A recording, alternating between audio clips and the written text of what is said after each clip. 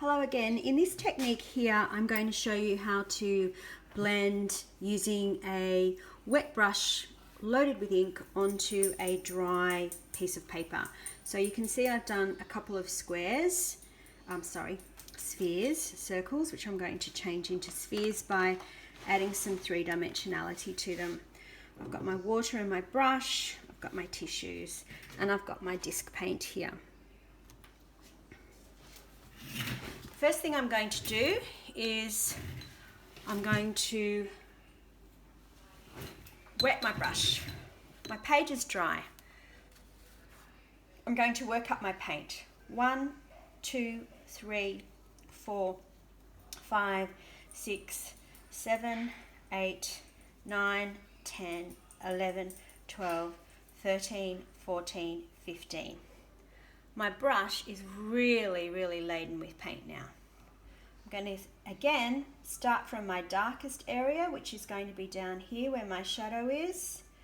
Imagining that the light's coming in from here, so the base of my circle becomes the base of my sphere, or the bottom of my ball. Now you can see it's not bleeding out as much as it does in the other technique of wet on wet. You can contain it a little bit more. So what I'm going to do is now add some water into it from here and start to spread it around. You have to do this quickly because you can see what happens if it dries.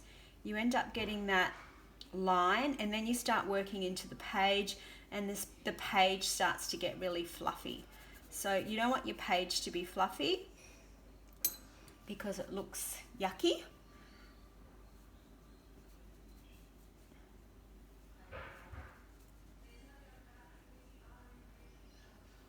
And I used just that same amount of ink. I didn't even have to go back again until right near the end to load my brush a bit more. So that is what we call making a sphere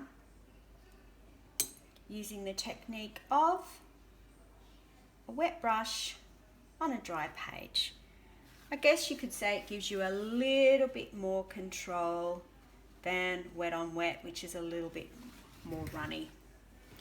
Okay, so there's my sphere there.